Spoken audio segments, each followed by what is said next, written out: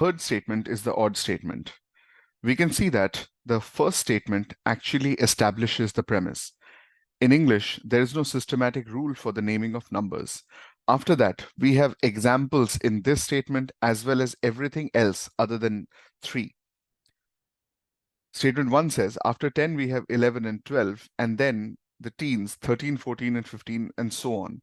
So here we see that after 9, after 10, we switch to 2 different words, but then we have a series starting from 13 all the way to 19.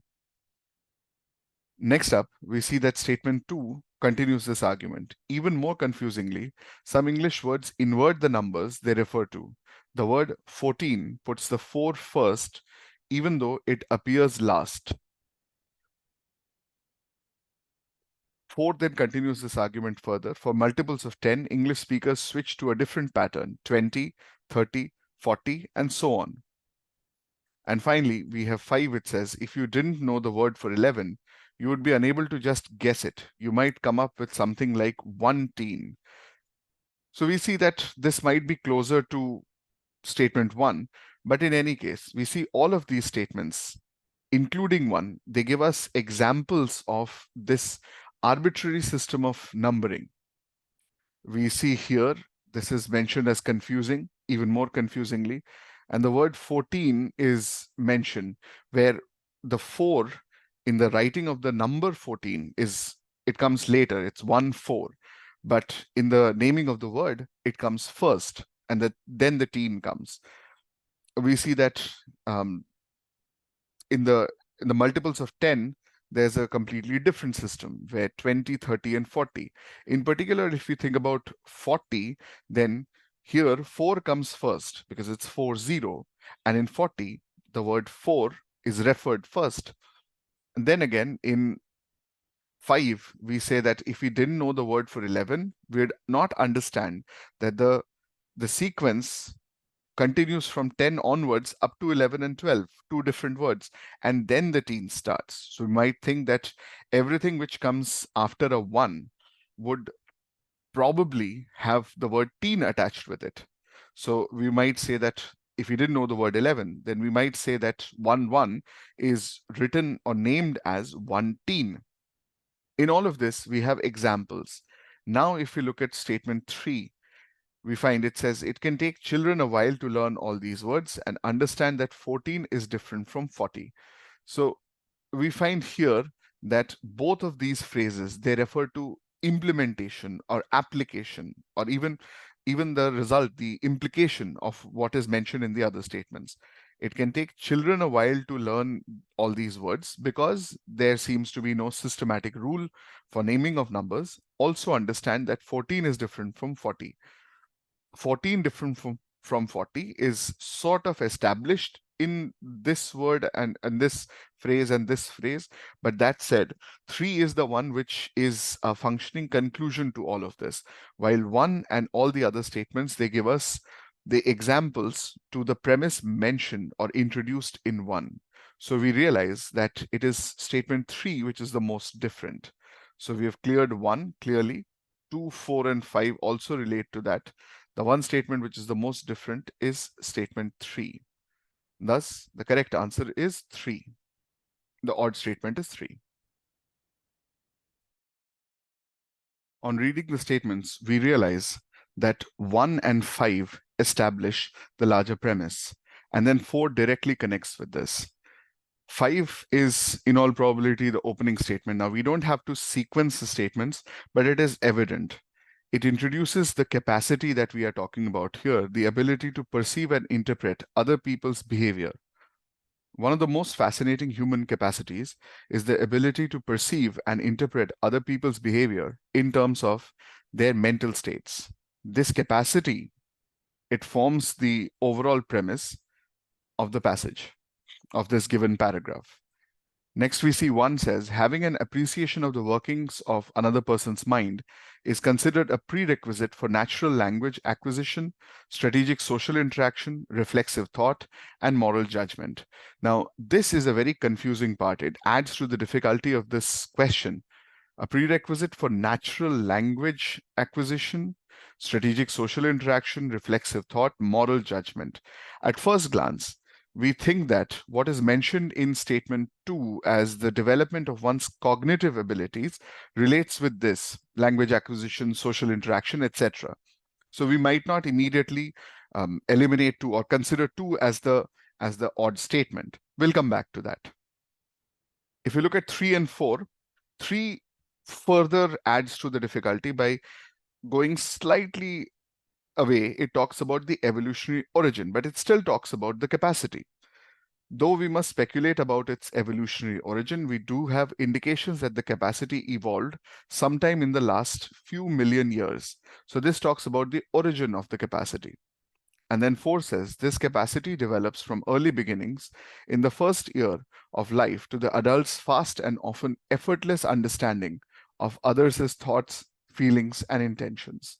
Again, here we see an aspect of the development from early life to an adult's fast and often effortless understanding of, but yet the capacity is mentioned and it is then explained, others' thoughts, feelings, and intentions.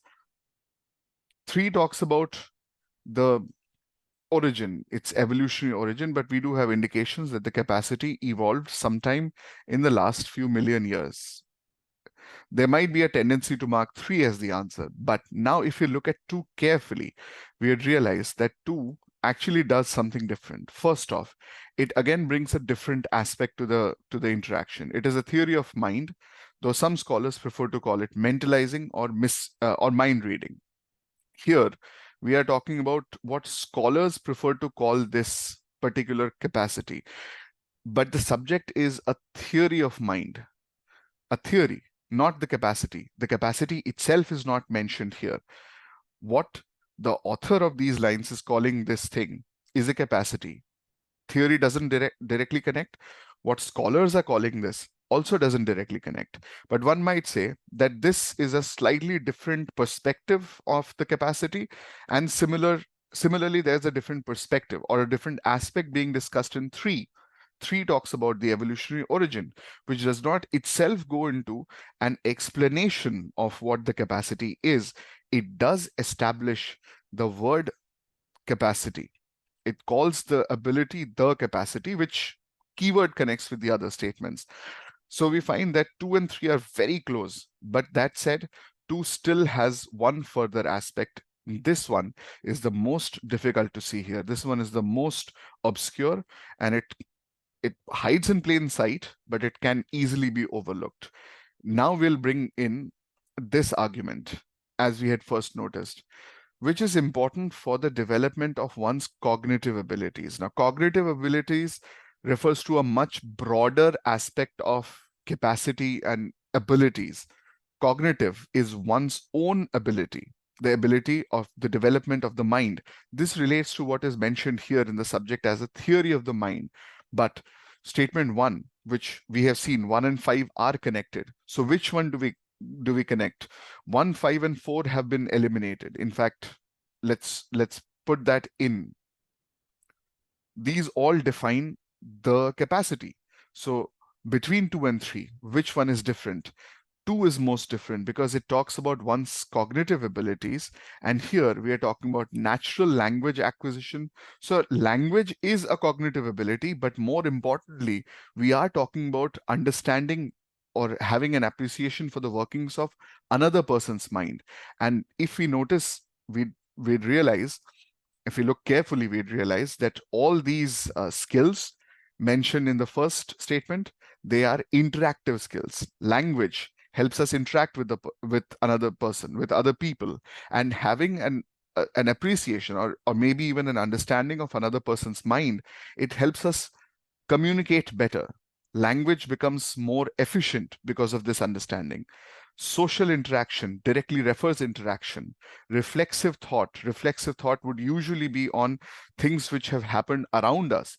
So our reflections on our surroundings, our environment, even the people around us. And moral judgment. Again, moral judgment, it correlates to what we understand as right or wrong.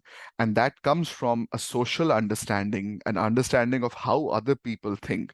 Our moral compass is often defined by what most people perceive as right or wrong. That is something that we get from education.